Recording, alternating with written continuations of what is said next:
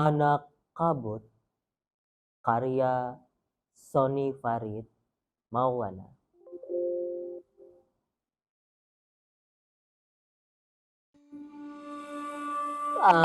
Tolak aku kekasihku dengan segenap cintamu. Janganlah gagu. Gambarlah seekor naga mungil pada kedua belah payudaraku. Sungguh, aku tidak suka gambar kupu-kupu atau bunga. Keduanya tidak melambangkan jiwa kita yang liar keluar masuk dari malam ke malam into diskotik disergap asap rokok. Irisan cahaya melambangkan jiwa kita pada impian Amerika atau impian apa saja. Tatolah aku kasihku, jangan ragu walau ayah dan ibuku tidak setuju. Dulu Tato masih bau napi, tapi sekarang ia lain maknanya.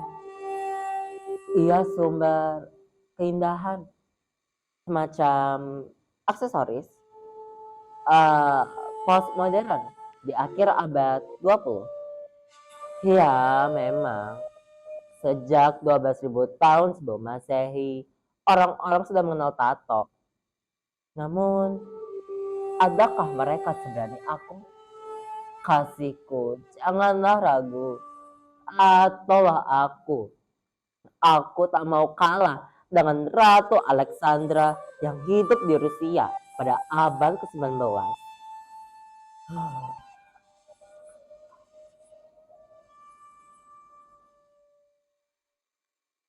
Apa? Pencemaran darah? Hepatitis B? Jangan takuti aku ya dengan hal seperti itu. Kasihku, janganlah ragu. Tatolah aku dengan segenap cintamu. Buatlah aku bahagia karenanya. Jangan pedulikan apa kata orang. Sungguh jiwa kita yang lapar dan liar ini perlu semacam perlambang, semacam pegangan nilai.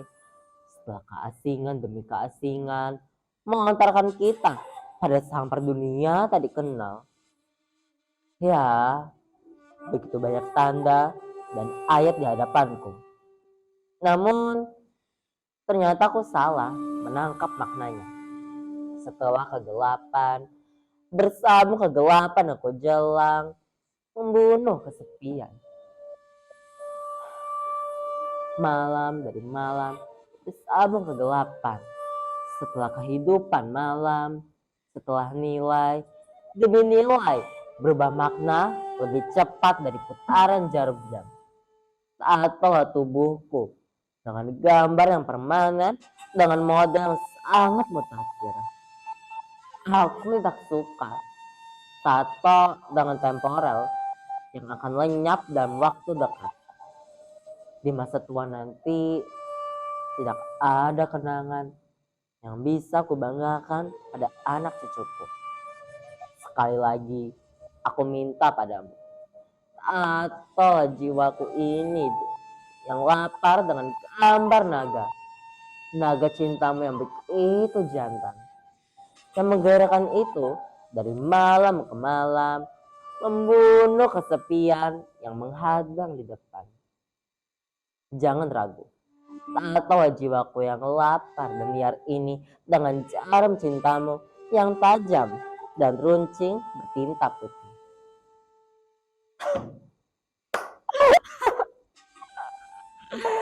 Ini pasti bukan sajak Seni KM.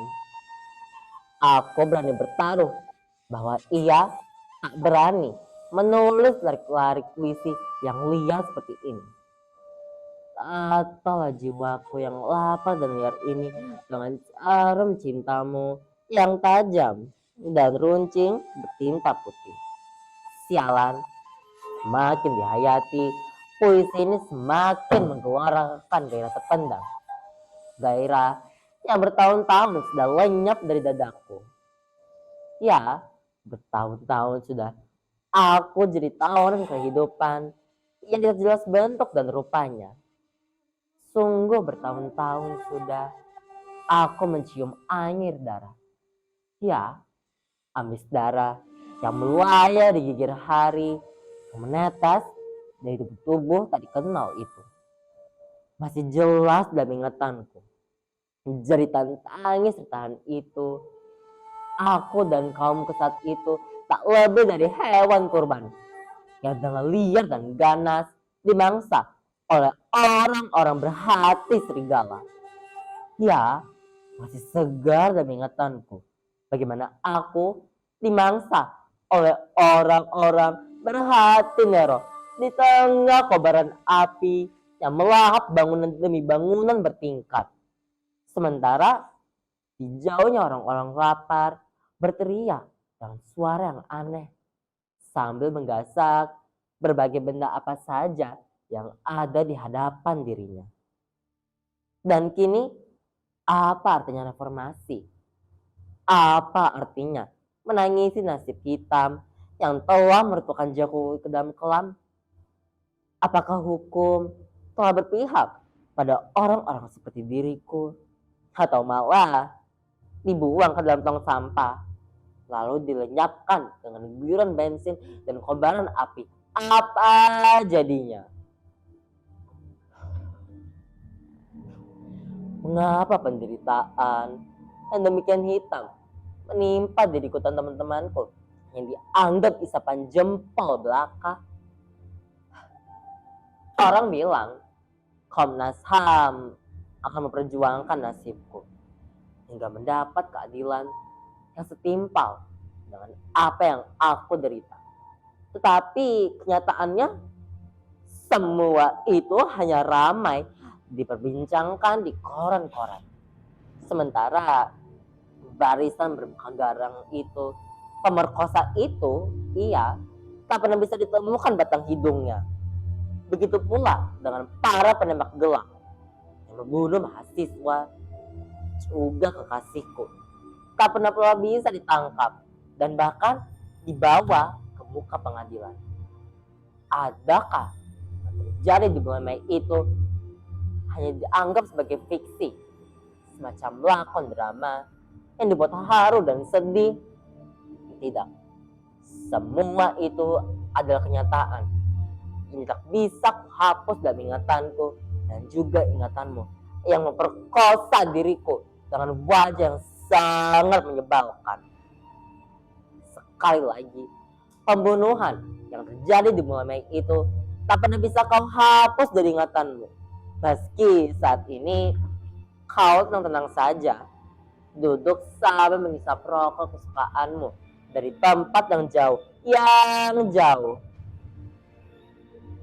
Aku yakin kau dan aku sama menderitanya.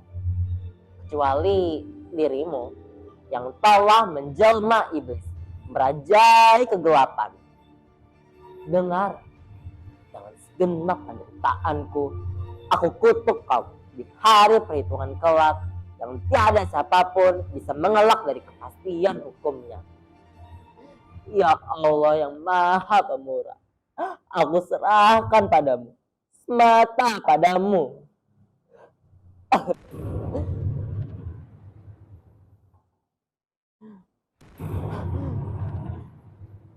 Apa itu? Ya Tuhan, apa yang terjadi dengan bangunan bertingkat itu? Adakah suara ledakan yang kudengar? Adalah suara bom? Jika ya, mengapa suara bom itu sering terdengar di negeri ini? Tangki air mata saat ini tak hanya dibedah di Aceh, Ambon, Bali, Jakarta, dan kota-kota lainnya yang tak terduga dalam peta. Tapi juga bedah dalam diriku. Aku masih ingat bagaimana lelaki itu yang mengucapkan kalimat-kalimat yang menghinakan diriku disuarakan dengan nada keras, dengan penuh kebencian.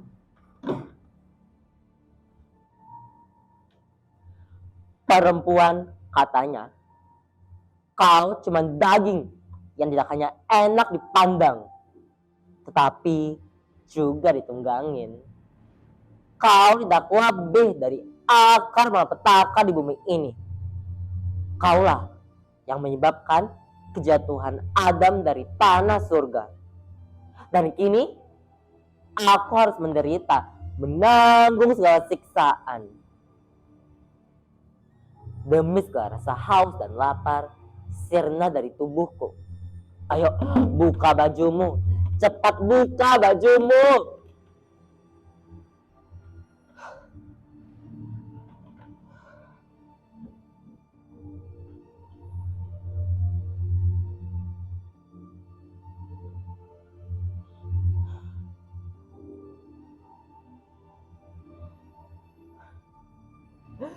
Oh, saat aku menatap matanya yang begitu merah padam, seperti orang mabuk yang kerasukan setan.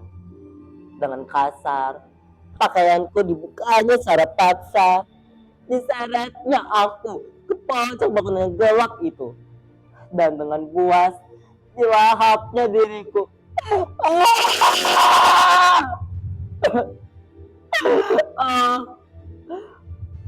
Maut setelah sesakit ini tak hanya bersumber dari pangkal paha, tetapi juga seluruh dari tubuhku, nyawaku, dan bahkan jiwaku tak kuat menanggungnya.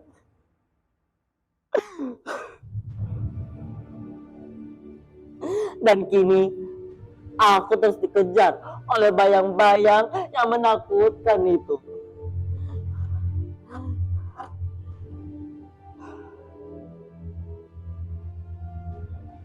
Engkau benar, cintaku. Kita terlahir sebagai dongengan. Peran yang kita mainkan adalah kehidupan yang kelam, lebih hitam dari aspal jalanan.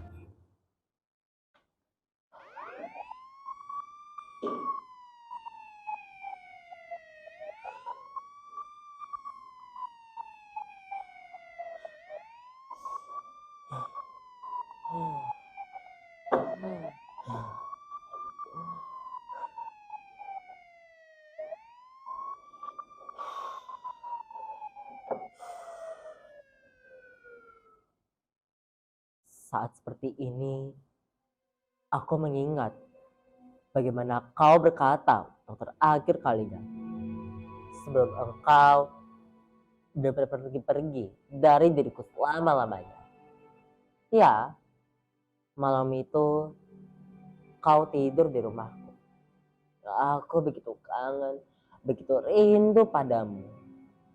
Kita tidak berbuat apa-apa saat itu, selain hanya berpandangan dan berpelukan.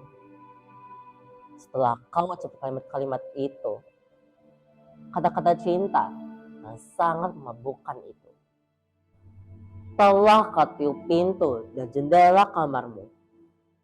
Malam yang berudara buruk, dengarlah ringkih kuda itu, seperti hendak membekukan jantungmu. Malam itu, aku ada di sisimu. Aku dan kau tersenyum, seakan tahu apa yang bergelora di dalam dada. Ya, dengan pelan dan lembut, kau mendengar guguran daun di luar jendela itu. Kita terlahir sebagai dongengan, bisikmu. Malam yang larut dan sunyi, kita semakin koyak oleh harapan purba. Abu kelahiran kita hanya pantas menjadi dongeng.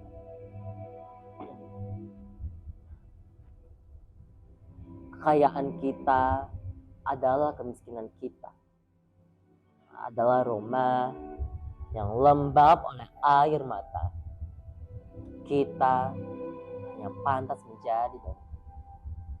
Salak anjing mengusap pendengaran terul kereta. memecah kesunyian kata-kata yang menggumpal dalam dada. Beku tak bersuara itu menyumpahi matahari hitam di gilas ruang dan waktu negeri kelam. Kita memang pantas menjadi dongengan. Ya, sungguh aku tidak bisa melupakan kalimat-kalimat yang kau ucapkan pada malam itu. Ketika angin dingin bersiutan di luar jendela, menggugurkan beribu dedaunan. Sejenak suara-suara di luar terasa kaku. Ya, pancaran matamu yang begitu hangat dan lembut. Aku tak bisa melupakan semua itu. Termasuk tak bisa melupakan kata-kata dan kalimat oleh laki itu yang mengucapkan, yang merenggut kegadisanku secara paksa.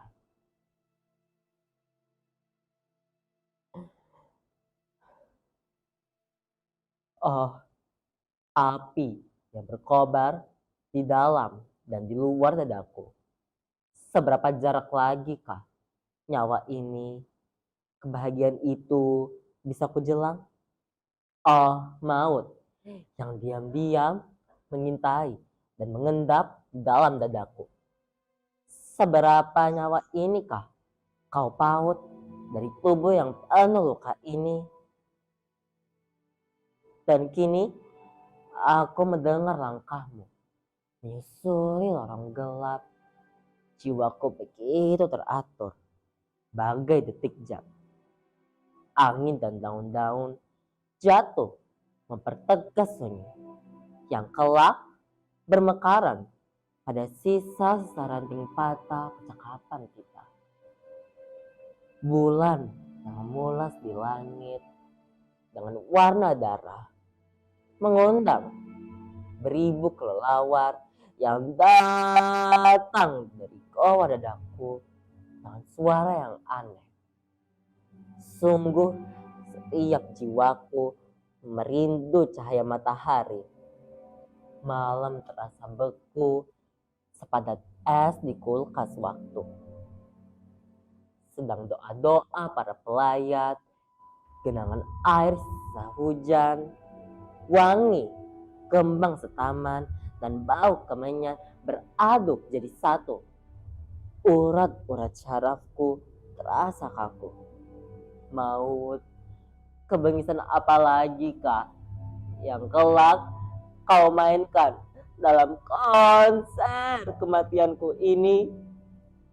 Sedang Tuhan sulit dijangkau dari keluh kesah kehidupanku.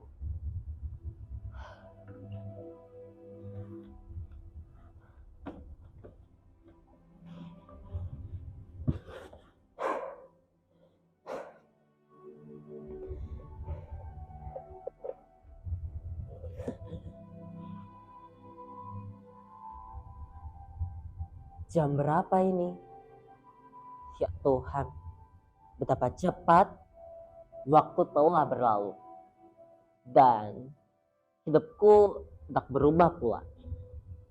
Jika ini semacam ujian yang harus kutempuh dengan tangan dan kaki-kaki yang berdarah-darah, maka aku akan jalani semua ini dengan kesabaran tanpa batas. Ya Allah yang Maha Pemurah, aku serahkan padamu.